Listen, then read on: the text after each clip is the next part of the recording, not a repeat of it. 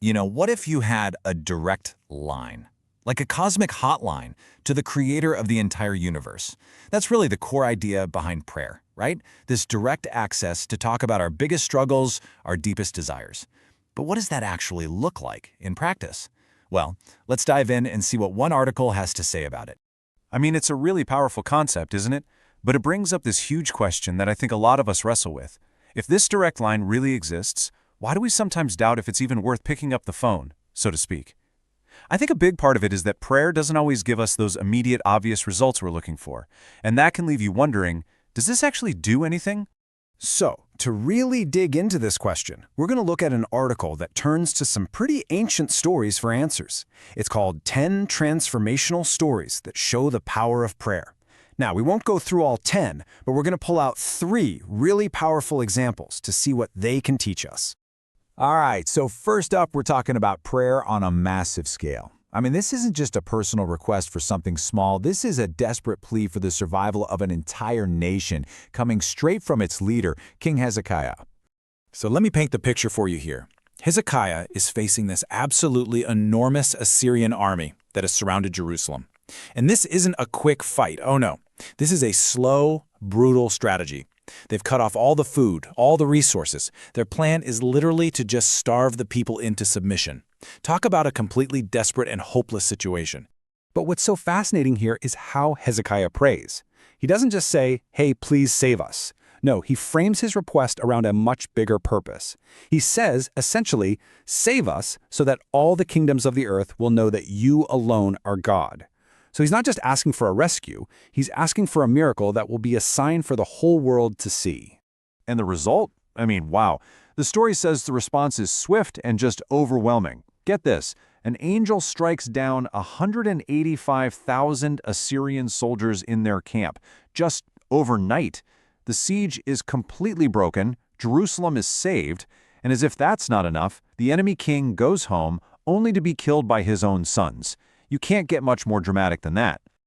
Okay, so that's prayer in a huge national crisis. But now let's pivot. We're going to zoom way in from the fate of a nation to something incredibly personal.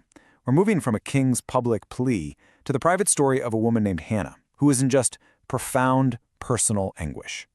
So Hannah's challenge was this deep personal sorrow. She couldn't have children, and to make things worse, she was constantly being provoked and taunted about it. I mean, can you imagine? Her grief was so overwhelming that the story says she would just weep and couldn't even bring herself to eat.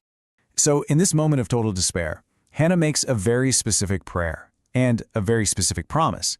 It's not just a plea. She asks for a son, and she vows that if her prayer is answered, she will give him back to the Lord, dedicating him to God's service for his entire life.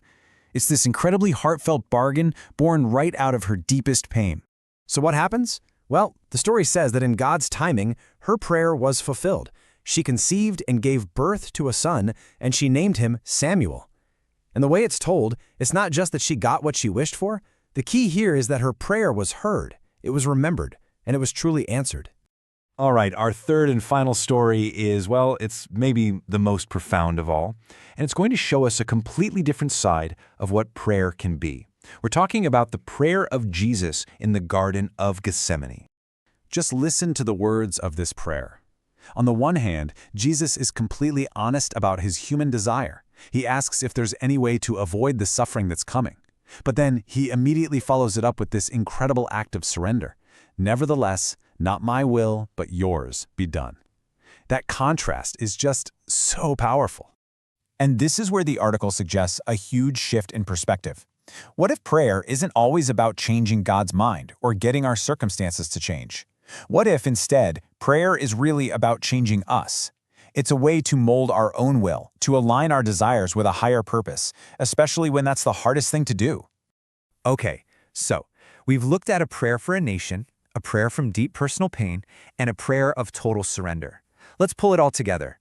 What is the core message this article is getting at? What are the big takeaways here? So when you look at all these stories, the big idea is that prayer isn't just a one-way street or some kind of chore. It's a dynamic dialogue, right? With Hezekiah and Hannah, you see how it can invite this incredible divine intervention, opening the door for what looks like straight-up miracles. But then you look at Jesus' prayer and you see the other side, how it sustains our faith in the middle of hardship. It gives us the spiritual strength to align our will with God's. It's a really multifaceted thing. And that brings us right back to that first question we asked. We're left with this reframed idea of prayer. It's not just a laundry list of requests we send out into the universe. The article frames it as an active, two-way, transformative dialogue. So I'll leave you with this question to think about. If we really started to see prayer that way, as a dialogue, what could that change about how we do it? And maybe more importantly, what we expect from it?